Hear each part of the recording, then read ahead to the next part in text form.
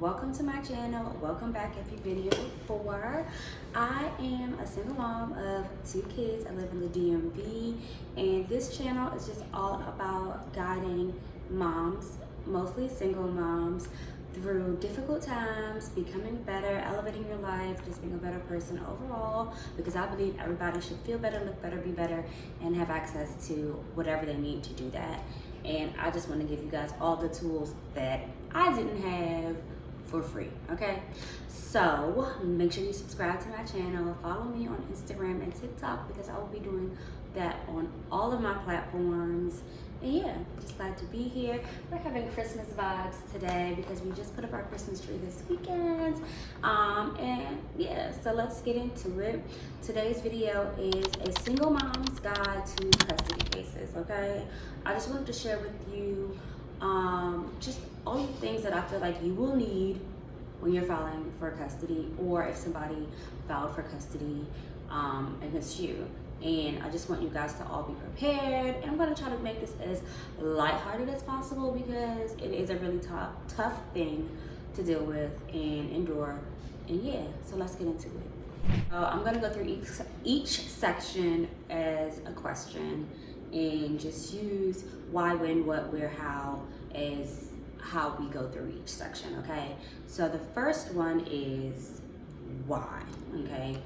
Why are you filing, or why are you the defendant in the case, right? So that's gonna basically frame your mind as you go through everything. Is it because this is through a divorce, so you have to do it? And you just wanna make things more seamless and easy? Is it because the other parent is unfit? Is it because the other parent is making things difficult as you navigate things? You need to figure out your why. Because then when you go before a judge and they ask you, well, why are you asking for full custody with no visitation or supervised visitation or only on weekends or whatever, you need to already have that at the forefront of your mind and take that with you throughout the case as you answer the rest of these questions, because then you'll be like, oh, okay, I want to prove this. Why is going to be how you frame your mind and what you need to prove throughout everything. And it's super important to understand your why, okay? The next question is how, okay? How am I going to prove why I should have full custody of my kid? And this is where you want to make sure you have your toolkit, okay? So for me, a toolkit would consist of something like this, right? It's a journal planner, and it's for the year, and it's gonna list dates and months, whatever, right? If you're going through something with someone who is, say, shaky or flaky, you wanna write down, okay, today's December 2nd, 2024, Dad said he was gonna be here at 2, he didn't show up at all. Or Dad was supposed to be here at 2, he showed up at 5. Or Dad was supposed to have a FaceTime call at 2, didn't happen. You know what I mean? And you want to keep it as organized as possible. And I think having a planner like this is super essential, because you can easily bring it with you to court and say, okay, well, Judge, this is why I'm filing. January 22nd, he didn't show up. January 30th, he showed up, but he was late. February 2nd, he showed up to my home. He wasn't allowed to be there. You know what I mean? And then the judge will be more likely to believe what you're saying, because you were organized and streamlined and you had your tools to support your why, okay? Another tool in addition to your calendar is just journal.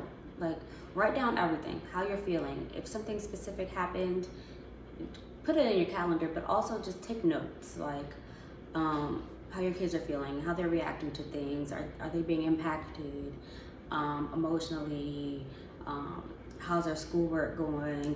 And that way, while you're journaling, you can look at your calendar and say, okay, these things were happening around this time, and go to your journal and be like, oh my God, like now I see why maybe they were struggling at school. This isn't something that they normally struggle with.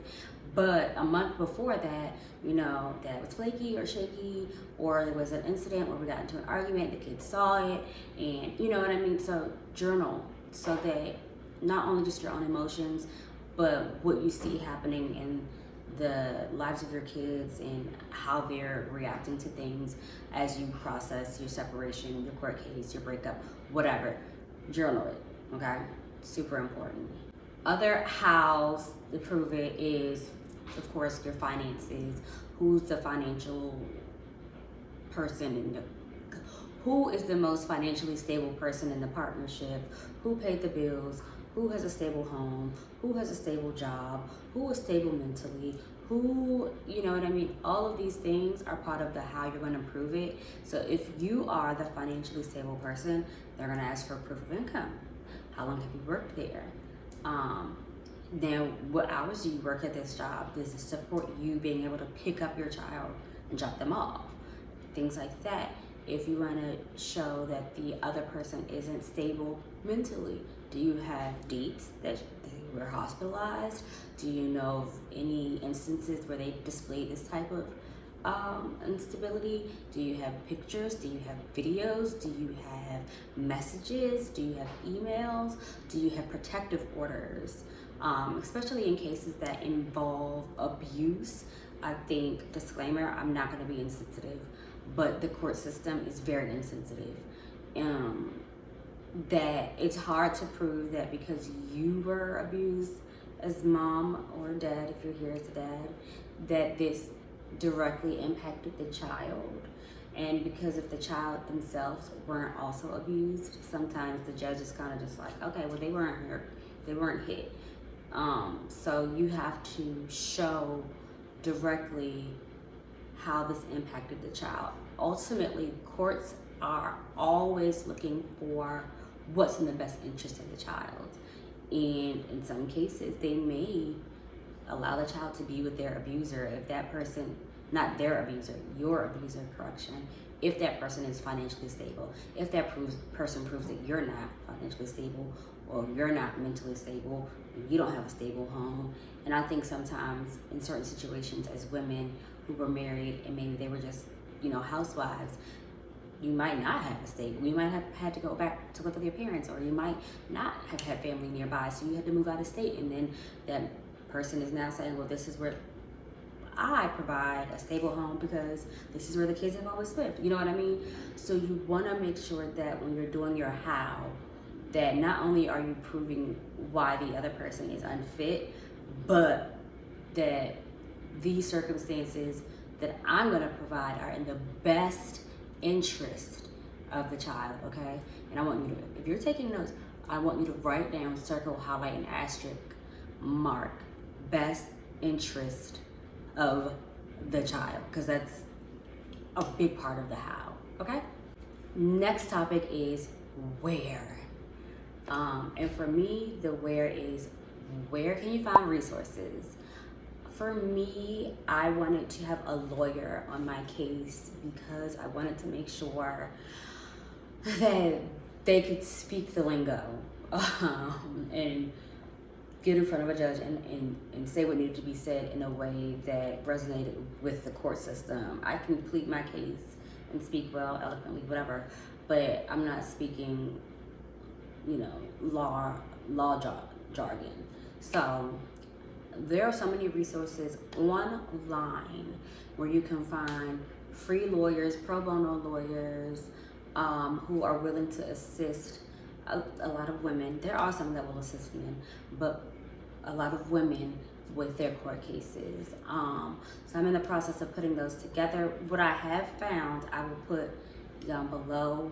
And if you are in the state of Maryland, and if you're in like Howard or Baltimore County, Baltimore City, and I think Anne Arundel County, you can reach out to me directly. My email address will also be below, and I can refer you to my lawyer, and they'll do an intake and see if they'll be able to assist you, okay? But definitely go online to find resources for pro bono lawyers.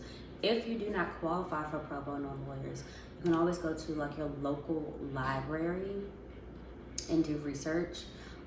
You can also go to your courthouse and meet with representatives there that can kind of guide you through proving your case. So there's always different ways to do that, but definitely just don't give up. Like I literally, one, prayed about it, but two, did not stop researching until I found the right lawyer, okay? So there are resources. Please do not, if you don't have to do this by yourself, don't do it by yourself. Okay, next is what? What do you want? What do you want? What is the outcome? If you could have your dream outcome in the custody case, what would that look like? Would it be full custody? Would it be joint custody? Would it be visitation on weekends? Would it be he has him in 1 week, you have him on the other week? You need to define your what, and write that down. Because when you file, they're gonna wanna know what kind of schedule you would prefer, and be specific, be very specific. If you wanna exchange down the street at the 7-Eleven on Sundays at 5 p.m., not the house because I don't feel safe. Why don't you feel safe? Go back to your why and your how, okay? All of it is so important because in court cases, it's not so much what you're saying, is what you can prove. Like you can say a lot of things, but do you have the evidence to back it up, okay? So make sure you know what you want and you have the how, okay? And you can prove it, okay? The last one, which is kind of connected to what, is when. When do you want your co-parent to see the kids?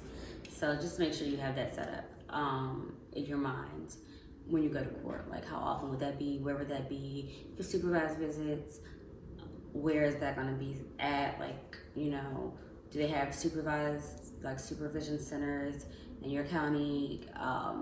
You know, come prepared with all of that information so that the lawyer will know that you're serious about what you're saying, because what they don't want to see is that you're like trying to withhold the child from having a relationship with the parent.